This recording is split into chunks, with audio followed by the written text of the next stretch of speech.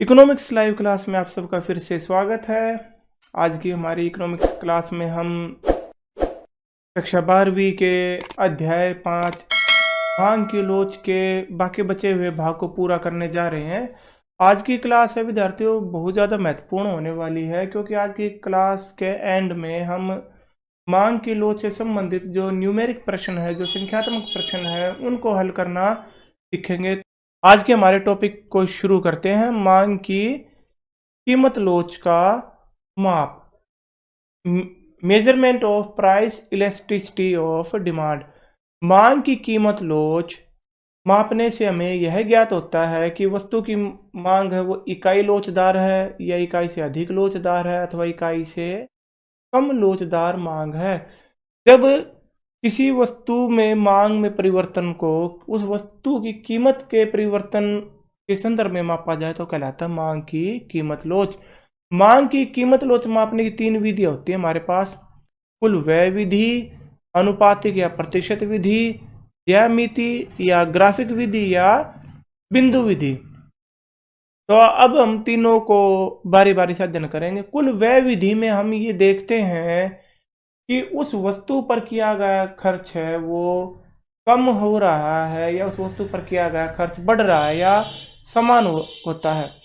अनुपातिक या प्रतिशत विधि में हम ये प्रतिशत निकालते हैं कि भी मांग में कीमत में कितना प्रतिशत परिवर्तन हुआ है और मांग में कितना प्रतिशत परिवर्तन हुआ है। ज्यामिति, जियोमेट्री मेथड या ग्राफिक मेथड या डॉट मेथड, बिंदु विधि में हम ग्राफ के द्वारा मांग वक्र के पर किसी बिंदु पर मांग की लोच है वो ज्ञात करते हैं। अब इनका हम बारी से अध्ययन करते हैं।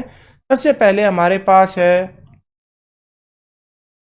कुल व्यय विधि, टोटल एक्सपेंडिचर मेथड। इसको शॉर्ट में टीई मेथड भी बोला जाता है। टी यानी टोटल एक्सपेंडिचर मेथड। मांग की लोच मापने की कुल व्यय विधि का प्रतिपादन डॉक्टर मार्शल ने किया था। इस विधि के अनुसार मांग की लोच मापने के लिए यह मालूम किया जाना आवश्यक है कि किसी वस्तु की कीमत में परिवर्तन होने पर उस पर किए गए कुल व्यय में कितना परिवर्तन किस दिशा में होता है। यानी कि कुल व्यय विधि में मांग की लोच ज्ञात करने के लिए हम ये देखते हैं कि कीमत में परिवर्तन होने की वजह से उस पर जो हम खर्च करते हैं वो उतना ही रहता है या कम रहता है या बढ़ जाता है। तो इस विधि के अनुसार मांग की कीमत लोच की 3 श्रेणियां होती हैं, यानी हमारा जो आंसर वो 3 प्रकार से आ सकता है। पहली कंडीशन, यदि किसी वस्तु की कीमत के कम या अधिक होने पर उस पर किए जाने वाले कुल व्यय, ये टाइपिंग मिस्टेक है, कुल व्यय पर कोई प्रभाव नहीं पड़े तो मांग की लोच इकाई के बराबर होती है। तो मान लीजिए किसी वस्तु की कीमत 10 रुपये है और हम उसकी 10 इकाइयाँ खरीद रहे हैं, यानी कि टोटल उस पर 100 रुपये खर्च कर रहे हैं। तो कीमत चाहे 8 हो जाए या 12 हो जाए, हम उस पर केवल 100 ही रुपये खर्च करते हैं तो कहलाए मांग की लोच होगी इकाई के बराबर। दूसरी हमारी कंडीशन है, जब किसी वस्तु की कीमत कम होने से, कीमत कम हुई और उसका कुल व्यय बढ़ जाए। भाई कीमत तो कम हुई लेकिन उस पर किए जाने वाला खर्च हमने बढ़ा दिया, या इसका उल्टा, कीमत के बढ़ जाने पर, कीमत के बढ़ने पर कुल व्यय कम हो जाए, अर्थात कीमत और कुल व्यय में ऋणात्मक या उल्टा संबंध हो तो वस्तु की लोच इकाई से अधिक लोचदार होती है। याद रखेंगे विद्यार्थी, कीमत और उस वस्तु पर किए जाने वाला खर्च यदि उनमें उल्टा संबंध है तो कहलाता है इकाई से अधिक लोचदार मांग। तीसरा हमारा बिंदु इसका उल्टा है, यदि किसी वस्तु की कीमत कम होने पर उस पर किए जाने वाला खर्च कम हो जाए, कीमत बढ़ने पर उस पर किए जाने वाला खर्च बढ़ जाए, यानी कि उनके बीच में धनात्मक संबंध हो, तो इसे बोला जाता है इकाई से कम। तो एक बार शॉर्ट में इनको रिवाइज करते हैं। चाहे कीमत घटे या बढ़े, उस पर किए जाने वाला जो खर्च है वो उतना ही रहे। कीमत घट गई तो भी इतना ही है, कीमत बढ़ गई तो भी इतना ही है, तो ये है हमारा इकाई के बराबर। यदि कीमत और उस पर किए जाने वाले खर्च में उल्टा संबंध हो तो हमारा इकाई से अधिक लोचदार। जैसे कीमत कम हुई, उस पर किए जाने वाला खर्च बढ़ गया, उल्टा संबंध है। या कीमत बढ़ गई और उस पर किए जाने वाला खर्च है वह कुल व्यय है वो घट गया, तो ये उल्टा संबंध है, तो ये होगा हमारे इकाई से अधिक लोचदार मांग। इसी तरह जब किसी वस्तु की कीमत बढ़ गई तो उस पर किए जाने वाला खर्च भी बढ़ जाए, और किसी वस्तु की कीमत कम होने पर उस पर खर्च किया जाने वाला कुल व्यय भी घट जाता है। यानी दोनों साथ में बढ़े, साथ में घटे, कुल व्यय और कीमत, तो संबंध धनात्मक हुआ। तो यहाँ पर इकाई की लोच है वो, मांग की लोच है वो इकाई से कम होगी। आगे बढ़ते हैं। कुल व्यय विधि को हम एक थोड़ी सी तालिका से एक्सप्लेन करते हैं। हमने ये तीनों कंडीशनों को दिखाया है इस टेबल में। इस टेबल को थोड़ा समझेंगे ध्यान से। कंडीशन ए, सिचुएशन बी और सिचुएशन 3। प्राइस पहले हम दो प्राइस पर उसकी जो कुल मांग थी वो 4 इकाई थी, तो कुल खर्च उस पर हो गया 8 रुपए। जब कीमत घटकर 1 रुपया हो गई तो उस पर मांग जो बढ़कर 8 इकाई हो गई, तो इस वजह से इसका कुल व्यय हो गया 8। तो कीमत के 2 रुपए से 1 रुपया होने, या इसका उल्टा बोल दें 1 रुपए से 2 रुपए होने पर भी कुल व्यय में कोई परिवर्तन नहीं आता, जो कि 8 ही रहता है, कुल व्यय समान रहता है। इसलिए मांग की लोच है वो इकाई के बराबर होगी, चाहे कीमत 2 रुपए से 1 हो जाए या 1 रुपए से 2 रुपये हो जाए। कुल व्यय में कोई अंतर नहीं आता, कुल व्यय समान रहता है, इसलिए ये मांग की लोच है वो इकाई के बराबर होगी। अब बात करते हैं हम दूसरी सिचुएशन की। 2 रुपये कीमत पर 4 इकाइयों की मांग थी, तो उस पर किए जाने वाला कुल व्यय था 8 रुपये। कीमत घटकर 1 रुपया हो गई, कीमत घट गई तो मांग बढ़ के उसकी 10 इकाई हो गई, तो उस पर किए जाने वाला खर्च है 10 रुपये हो गया। यानी कीमत घटी तो उस पर किए जाने वाला खर्च है वो बढ़ गया, कुल व्यय बढ़ गया। उल्टा संबंध, कीमत हमारी घटी है लेकिन हमारा कुल व्यय बढ़ा है, उल्टा संबंध है, तो ये है हमारी इकाई से अधिक। तीसरी सिचुएशन, 2 रुपये पर हमारी जो मांग थी 3 रुपये, तो इस वजह से कुल व्यय उस पर हो गया 6, 2 गुना 3 यानी 6 रुपये। कीमत घटकर 1 रुपया हो गई तो उसकी जो मांग है केवल 4 इकाई हो गई, तो कुल व्यय हो गया हमारा 4। कीमत घटने से हमारा कुल व्यय भी घट गया। कीमत 2 रुपये से 1 रुपया हुई तो हमारा कुल व्यय 6 रुपये से घटकर 4 रुपये हो गया, कुल व्यय हमारा घट गया। यानी पॉजिटिव संबंध है, कीमत घटी तो कुल व्यय भी घट गया, तो यहाँ पर जो मांग की लोच है वो इकाई से कम होगी। तो इसकी जो व्याख्या है ये हम ऑलरेडी कर चुके हैं, तो इसको बार बार पढ़ने में आप कंफ्यूज हो जाएंगे। सीधा सीधा संबंध है कि कीमत चाहे घटे या बढ़े उस पर किया जाने वाला खर्च समान रहता है, तो वो इकाई।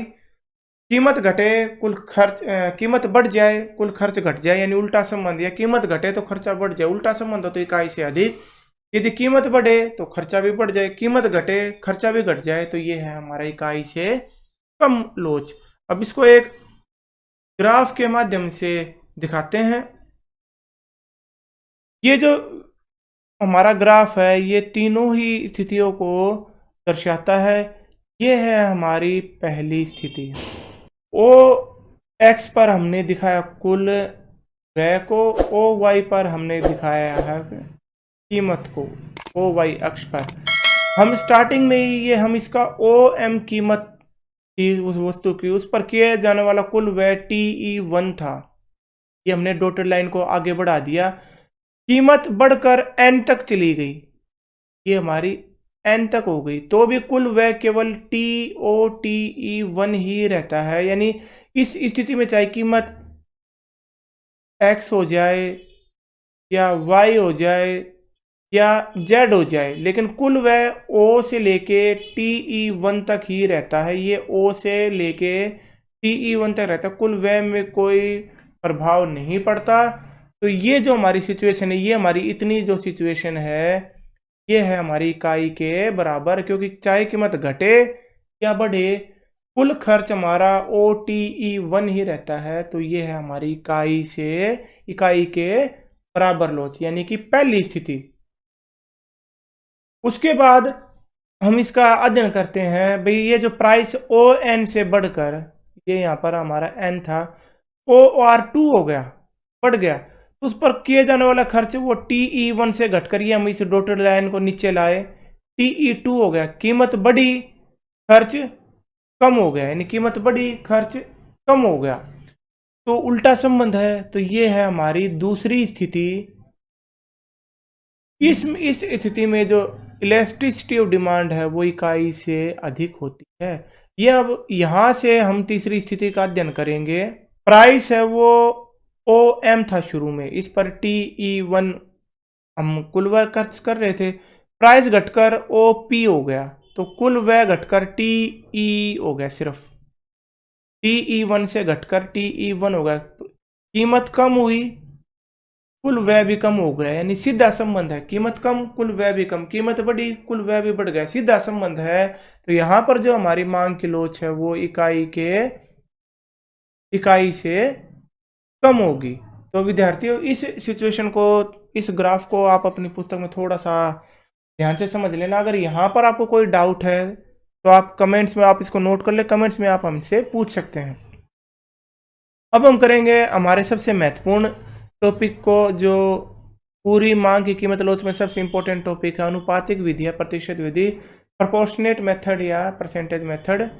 मांग की लोच मापने की दूसरी विधि है प्रतिशत विधि अथवा अनुपातिक विधि का वर्णन, इसका भी वर्णन डॉक्टर मार्शल ने किया था। इस प्रणाली के अनुसार मांग की लोच का अनुमान लगाने के लिए मांग में हुए अनुपातिक प्रतिशत परिवर्तन को कीमत में होने वाले प्रतिशत परिवर्तन से भाग कर दिया जाता है।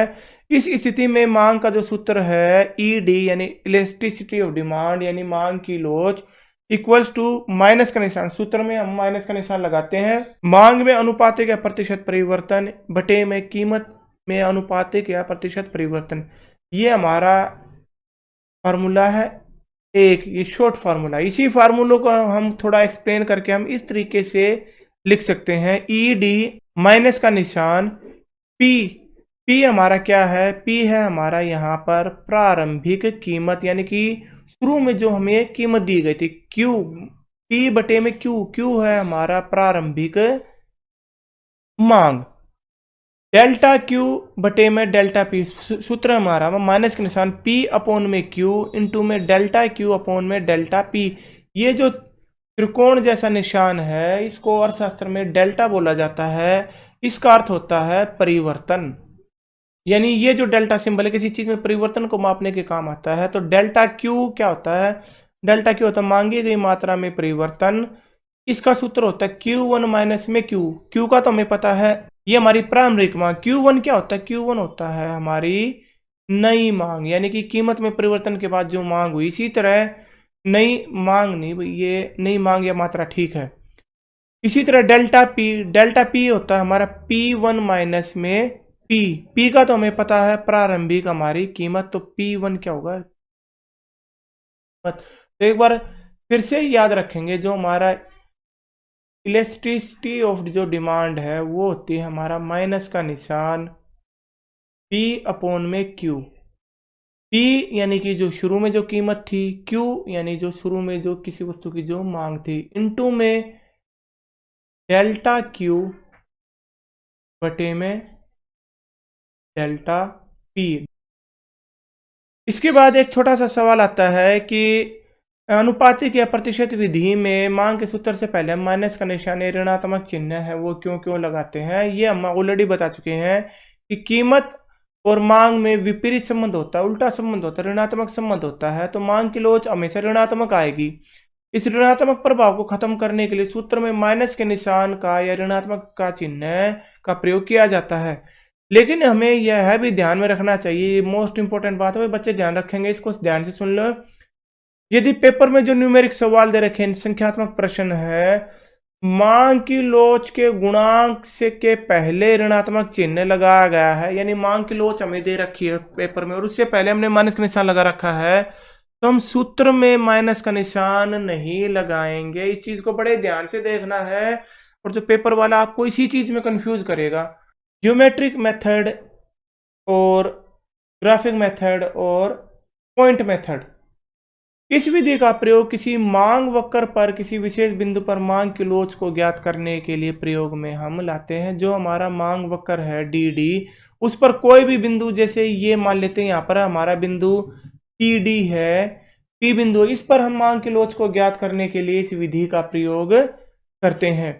रेखा चित्र में डी डी हमारा मांग वक्र है। मांग वक्र के किसी भी बिंदु पर मांग की लोच मालूम करने के लिए उस बिंदु से रेखा के नीचे के हिस्से को उस बिंदु के ऊपरी हिस्से से भाग कर देते हैं। तो ये हमारा बिंदु है। इस बिंदु से जो नीचे का जितना भी हिस्सा है, इसके बिंदु से निचला हिस्से को भाग कर देते बिंदु के ऊपरी हिस्से से। तो ये हमारा जो सूत्र होता है, इसको हम नोट करते हैं। मांग की लोच elasticity of demand lower part, elasticity of demand lower part बटे में अपर पार्ट। तो विद्यार्थियों, हमें कई बार ये चीज ध्यान नहीं रहती कि भी ऊपर ये अपर पार्ट आएगा लोअर पार्ट आएगा। तो याद रखने के लिए आप इसको सूत्र में लिख सकते हैं ई एल यू, ई एल और यू। तो ये आपको, यदि आप इस सूत्र को याद रखेंगे तो आपको आसानी से याद हो जाएगा कि ऊपर कौन सा, इस सूत्र में ऊपर निचले वाला भाग आएगा या ऊपरी भाग आएगा। तो इस सूत्र को आप याद रखेंगे। ई एल यू यानी elasticity of demand equals to lower part बटे में अपर पार्ट। अब हम जो हमारा आज की जो क्लास उसका जो अंतिम थ्योरेटिकल पोर्शन में पहुंच गए। मांग की लोच को प्रभावित करने वाले मुख्य कारक या मुख्य तत्व कौन कौन से हैं, यानी ऐसी कौन कौन सी बातें हैं जिस पर किसी भी वस्तु की मांग की लोच है वो प्रभावित उससे प्रभावित होती है। तो सबसे पहला हमारा बिंदु है उस वस्तु की प्रकृति। वस्तु को कई भागों में बांटते हैं, अनिवार्य वस्तुओं में, विलासिता वस्तुओं में, पूंजीगत वस्तुओं में। ये हम आगे धीरे धीरे इन चीज़ों को सीखते रहेंगे। तो अनिवार्य वस्तु क्या होती हैं, जिनका प्रयोग भाई हम डेली में करते हैं, उनका प्रयोग अवश्य ही होता है। तो साधारणतः यह देखा गया है कि अनिवार्य वस्तुओं जैसे नमक, माचिस, पुस्तकें, इनकी मांग कम लोचदार होती है, अर्थात कीमत में परिवर्तन का इनकी मांग पर कोई ज़्यादा प्रभाव नहीं पड़ता। अब नमक है 20 रुपये का 1 किलो आता है, नमक अगर 50 रुपये किलो होगा तो भी हमें ज़रूरत पड़ेगी खाना बनाने के लिए। अगर नमक 2 रुपये किलो हो जाए तो भी हमें उतने ही नमक की ज़रूरत पड़ेगी। ये तो है नहीं कि नमक सस्ता हो गया तो हम ज़्यादा नमक डालेंगे। तो जो अनिवार्य वस्तु होती है उनकी मांग स्थिर रहती है, इसलिए उनकी लोच मांग की लोच हो कम लोचदार होते हैं। जबकि विलासिता की वस्तुएं जो लग्जरी गुड होते हैं, इन जैसे एयर कंडीशनर, कीमती फर्नीचर, मोटरसाइकिल, गाड़ी, इनकी मांग अधिक लोचदार होती है। जो आरामदायक वस्तु होती हैं जैसे कूलर, पंखे, इनकी मांग इकाई के बराबर होती है।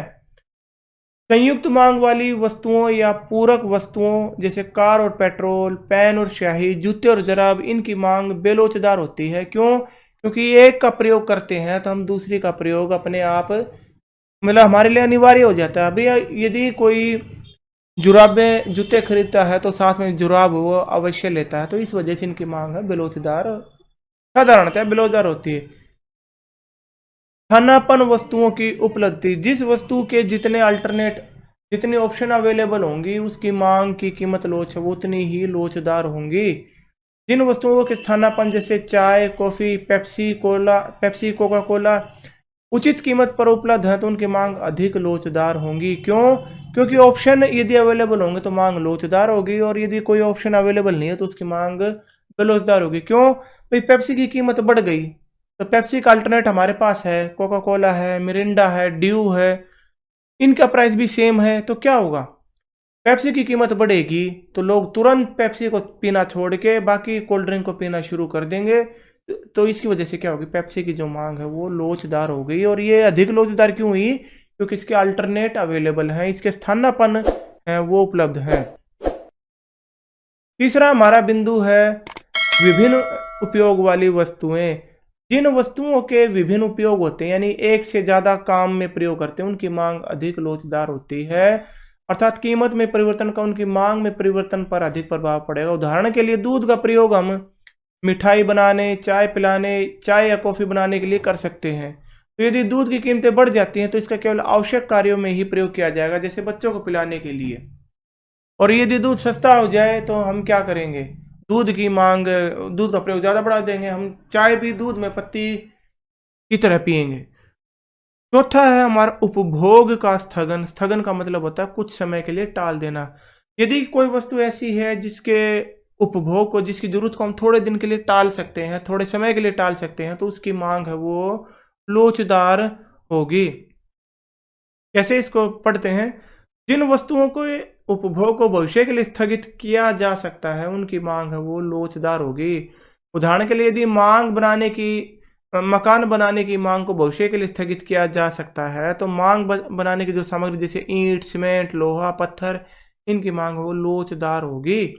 परंतु जिन वस्तुओं की मांग को भविष्य के लिए स्थगित नहीं किया जा सकता उनकी मांग है वो कम लोचदार हो जाएगी। उदाहरणतः पाठ्य पुस्तकें या दवाइयाँ। कैसे? भाई आप बीमार हैं, दवा आप क्या नाम है दवाई लेने गए दुकान पर, और दुकान पर जो दवाई है वो महंगी है, तो हम इंतजार नहीं करेंगे कि भी दवाइयाँ जब सस्ती हो जाए तो हम तभी लें, क्योंकि दवाइयों की ज़रूरत अभी है और हम इसको टाल नहीं सकते, कल परसों या कुछ समय के लिए टाल नहीं सकते। तो इसलिए जो दवाइयों की जो मांग है वो कम लोचदार होगी।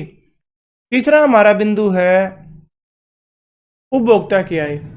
जिन लोगों की आय बहुत अधिक या बहुत कम हो, यानी सबसे अमीर और सबसे गरीब, उनके द्वारा मांगी जाने वाली वस्तुओं की मांग बेलोचदार होती है।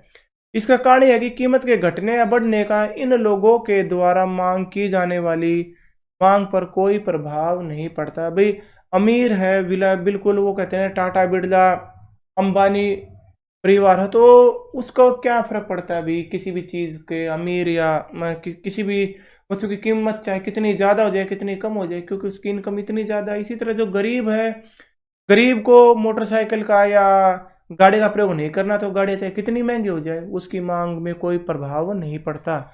परंतु इसके विपरीत जो मध्यम वर्ग है उनके द्वारा जो खरीदी जाने वाली वस्तु है उनकी मांग है वो लोचदार होती है। क्यों? क्योंकि जरा सी इनकम बढ़ते ही जो मध्यम वर्ग है वो खर्च अपना बढ़ा देता है और इनकम कम होते ही अपने खर्चों को घटा देता है। हमारा अगला बिंदु है उपभोक्ता की आदत। जिन वस्तुओं को उपभोक्ता की आदत पड़ जाती है जैसे पान, सिगरेट, चाय, इनकी मांग है बेलोचदार हो जाती है, क्योंकि इन वस्तुओं की कीमत बढ़ने पर भी उपभोक्ता अपनी आदत के कारण इन वस्तुओं की मांग को कम नहीं कर पाता। भी किसी को गुटखा या पान सिगरेट की आदत हो गई तो चाहे गुटखा कितना महंगा हो जाए या बीड़ी सिगरेट कितनी महंगी हो जाए उसको पीनी होती हैं। क्यों? क्योंकि उसकी उपभोक्ता की आदत हो गई। तो जिन वस्तुओं की उपभोक्ता की आदत पड़ जाती है उनकी मांग है वो बेलोचदार हो जाती है। किसी वस्तु पर खर्च किए जाने वाले आय का अनुपात। जिन वस्तुओं पर अपनी आय का बहुत कम भाग खर्च करता है जैसे अखबार, टूथपेस्ट, इनकी मांग है वो बेलोचदार होती है। इसके विपरीत यदि एक उपभोक्ता जिन वस्तुओं पर अपनी आय का अधिक भाग खर्च करता है, अपनी आय का इनकम का बड़ा पोर्शन जिस चीज पर खर्च करता है उसकी मांग होगी वो लोचदार, जैसे टीवी, एसी, भोजन, वस्त्र इत्यादि। कीमत स्तर। मांग की लोच का संबंधित वस्तु की कीमत स्तर पर भी निर्भर करती है। वस्तु की कीमत उच्च स्तर पर होगा तो मांग की लोच अधिक होगी। वस्तु की कम स्तर है यानी वस्तु सस्ती प्रकार की है तो उसकी कम होगी। सबसे मेन आते समय अवधि। अल्पकाल में किसी भी वस्तु की मांग बेलोचदार होती है और दीर्घकाल में अधिक लोचदार होगी, क्योंकि दीर्घकाल में क्या होता है, एक उपभोक्ता अपनी आदत बदल सकता है, अपनी इनकम को बढ़ा सकता है, अपने आय के अनुपात को बढ़ा सकता है। इसलिए दीर्घकाल में किसी वस्तु की कीमत में वृद्धि के प्रतिरूप उसकी मांग में अधिक कमी अर्थात मांग लोचदार होगी। तो विद्यार्थियों अब हम करेंगे हमारे जो टॉपिक का लास्ट जो हिस्सा है, मांग की लोच से संख्यात्मक प्रश्न, न्यूमेरिकल क्वेश्चन। एक पहला प्रश्न पढ़ते हैं हम। इन प्रश्नों को सोल्व करने के लिए सबसे मेन चीज आप प्रश्न को ध्यान से पढ़ें, बार बार पढ़ें, कम से कम 2 बार तो जरूर आप अच्छे से दिमाग में बिठा सके। ओके, क्वेश्चन को पढ़ते हैं। जब आइसक्रीम की कीमत 4 रुपए से कम होकर 2 रुपए प्रति आइसक्रीम हो जाती है तो उसकी मांग 1 आइसक्रीम से बढ़कर 4 आइसक्रीम हो जाती है। प्रतिशत विधि द्वारा मांग की कीमत लोच है वो करो। तो अब इस प्रश्न में हम एक एक चीजों को फाइंड आउट करते हैं। जब आइसक्रीम की कीमत 4 रुपए से कम होकर 2 रुपए प्रति आइसक्रीम हो गई तो स्टार्टिंग में कीमत कितनी थी? 4। तो इसको हम डिनोट करते हैं P से, प्रारंभिक कीमत। ₹4 से कम होकर ₹2 प्रति आइसक्रीम हो गई। तो ये है हमारी P1 यानी कि नई कीमत। तो क्या हुआ, उसकी मांग एक आइसक्रीम से बढ़कर 4 आइसक्रीम हो गई। तो शुरू में आइसक्रीम कितनी थी, 1 इकाई। तो ये है हमारी Q। 1 इकाई से बढ़कर 4 आइसक्रीम हो गई। तो ये आ गई हमारी Q1। तो हमें क्या दे रखा है, प्रारंभिक कीमत दे रखी है 4, नई कीमत दे रखी है जिसे हम P1 से डिनोट करते हैं 2। कीमत में परिवर्तन को हम डिनोट करते हैं डेल्टा P से, यानी कि P1 माइनस में P, यानी P1 में से हम P को माइनस करते हैं। तो ये आ गया हमारा माइनस। तो प्रारंभिक मांग हमारी कितनी है, ये 1 है। नई मांग भाई 1 से बढ़कर कितनी हो गई, 4। तो मांगी गई मात्रा में परिवर्तन जिसको हम डिनोट करते हैं डेल्टा Q से, ये हो गई Q1 माइनस में Q। Q1 माइनस में Q1 हमें पता है 4 है, Q है हमारा 1 है। तो ये डेल्टा Q हो गया हमारा 3। अब हम सूत्र लगाते हैं। हम सूत्र में है हमारा ED यानी elasticity of demand equals to minus का निशान पहले, P अपॉन में Q, डेल्टा Q अपॉन में डेल्टा P। तो P हमारा कितना है, P हमने अभी ये देखा, P है हमारा 4, ये आ गया हमारा 4। Q ये शुरू में था हमारा 1, तो माइनस का निशान शुरू में 4/1 गुना में डेल्टा Q हमने निकाला ये 3 बटे में डेल्टा P भी हमने निकाला ये माइनस में 2। तो ये माइनस से माइनस कैंसिल हो जाता है। तो इसको जब हम काटेंगे तो हमारा उत्तर आएगा 6।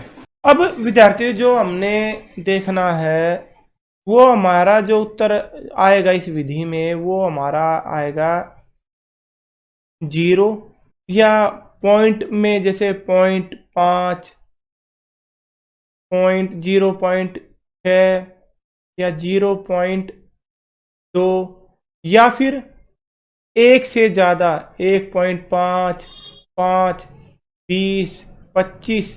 तो इस तरह से हमारी जो उत्तर की 3 कैटेगरियाँ ये हमारी बनेंगी, 0 और 1 के बीच में और 1 से ज़्यादा। तो हम इसके हिसाब से उत्तर में एक लाइन में अपने जो व्याख्या है वो जरूर लिखेंगे। और पेपर में आप इस चीज़ को जरूर लिखें कि मांग की लोच जो है वो 6 है, ये 1 से अधिक है। तो हम यहाँ पर एक आप अपनी कमेंट जरूर लिखेंगे, व्याख्या जरूर लिखेंगे कि मांग की लोच इकाई से अधिक है। इस चीज़ को आप जरूर लिखेंगे।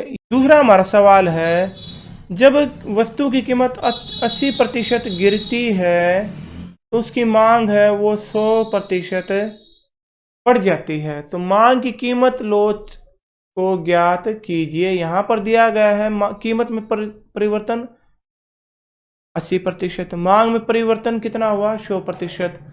तो हमारा जो फार्मूला है वो क्या है कि कीमत है कि 80% कम हुई है यानी कि माइनस है, मांग में परिवर्तन वो 100% बढ़ी है यानी कि मांग है वो हमारी प्लस है। तो जो हमारा सूत्र था मांग में प्रतिशत परिवर्तन बटे कीमत में प्रतिशत परिवर्तन, तो मांग में प्रतिशत परिवर्तन प्लस के 100 है, कीमत में प्रतिशत हमारा यहाँ पर हम एक छोटा सा माइनस का निशान लगाना भूल गए, माइनस में 80, तो माइनस से माइनस कैंसिल, तो उत्तर आ गया हमारा 1.25। 1.25 है 1 से अधिक। तो हम हमारी व्याख्या जरूर लिखेंगे कि मांग की लोच इकाई से अधिक है।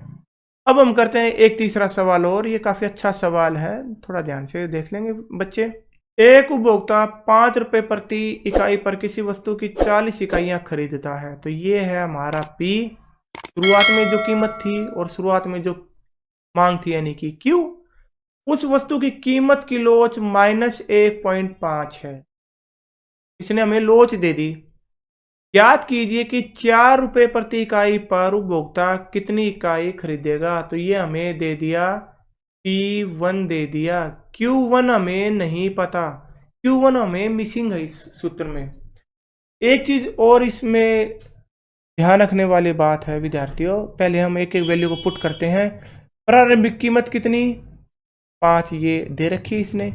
नई कीमत कितनी हो गई ये 4, तो डेल्टा P1 माइनस में P, तो 4 में से 5 गए यानी कि -1। प्रारंभिक मांग कितनी है 40, शुरू में मांग कितनी थी 40। उस वस्तु की कितनी इकाइयां खरीदेंगे, नई मांग हमें नहीं पता, Q1 का हमें नहीं पता, तो हमने इसको मान लिया x। तो मांगी गई मात्रा में परिवर्तन क्या होगा, डेल्टा Q होता है Q1 माइनस में Q, तो Q1 कितना है x माइनस में Q 40, तो ये डेल्टा Q होगा हमारा 40। अब हमें सूत्र में पता है ED इक्वल टू माइनस का निशान P अपॉन में Q इंटू में डेल्टा Q बटे में डेल्टा P। हमने जब आज इस क्लास के जो नोट्स पढ़े थे वहां पर हमने पढ़ा था, यदि हमें कीमत लोच का गुणांक दे रखा है और उससे पहले यदि माइनस का निशान है, तो हम यहाँ सूत्र में माइनस के निशान का प्रयोग है वो बिल्कुल नहीं करेंगे। तो जो वैल्यू हमें दे रखी वो हम पुट कर देंगे। ED हमें दे दी कितनी, -1.5, सॉरी यहाँ पर -1.5। P की वैल्यू कितनी है 5, Q की वैल्यू कितनी, ये रही 40, डेल्टा Q x माइनस में 40 और डेल्टा P कितना माइनस में 1। तो इसको काटा पेटी करके ये हमारा आ जाएगा, इसको किया तो ये आ जाएगा हमारा 1.55x माइनस में 200 बटे -40, माइनस से ये माइनस कैंसिल, तो 60 बराबर 5x बटे 200, तो इसको काट के करेंगे तो हमारी नई इकाई आ गई यानी कि 52। तो Q1 है हमारा 52। तो यहाँ पर हम नोट जरूर लिखेंगे कि प्रश्न में मांग की लोच के गुणांक से पहले माइनस का निशान दे रखा है, अतः हम सूत्र में माइनस के निशान का प्रयोग नहीं करेंगे। अगला सवाल देखते हैं हम। एक डॉक्टर है, अपनी फीस 300 रुपये लेता है, तो ये हो गया हमारा P, और महीने में 30,000 रुपये कमाता है। यदि वह अपनी फीस बढ़ाकर 350 कर देता है तो पहले से कम मरीज आते हैं, परंतु उसके पास महीने की कुल कमाई 33,250 है, तो उसकी सेवा की लोचशीलता ज्ञात कीजिए। भाई प्रारंभिक कीमत कितनी है 300, नई कीमत यानी P1 कितनी आ गई 350, इसने हमें दोनों चीजें दे रखी क्लियर कट। कीमत में परिवर्तन डेल्टा P, P1 बटे माइनस में P, तो ये आ गया हमारा 50। प्रारंभिक मांग, ये चीज हमने सीखनी है, ध्यान रखेंगे। वो 300 रुपये प्रति मरीज फीस लेता है और कुल 30,000 रुपये कमाता है, तो प्रति उसके पास कुल कितने मरीज आए, तो ये हम काट देंगे इसको, यानी उसके पास कुल है वो 100 मरीज आते थे, तो ये है हमारी 100 Q।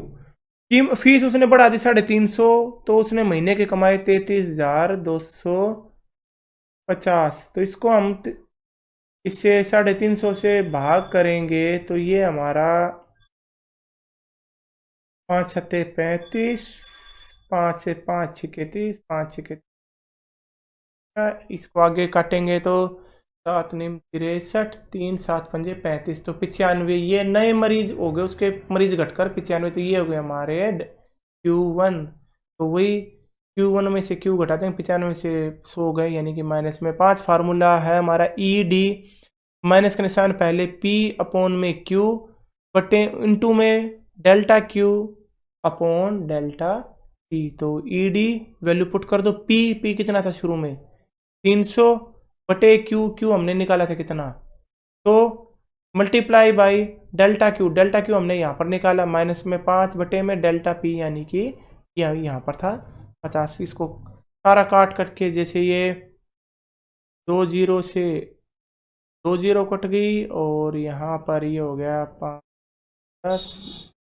5, ये 15, तो ये हो गया 15 बटे माइनस में 15 बटे 50, इसको काट पीट के किया तो ये माइनस से माइनस कैंसिल, 0.03, ये 1 से कम है, तो हम यहाँ पर हम कमेंट लिखेंगे मांग की लोच वो इकाई से कम है, ये हमारा गलत है। अब एक सवाल और करते हैं हम।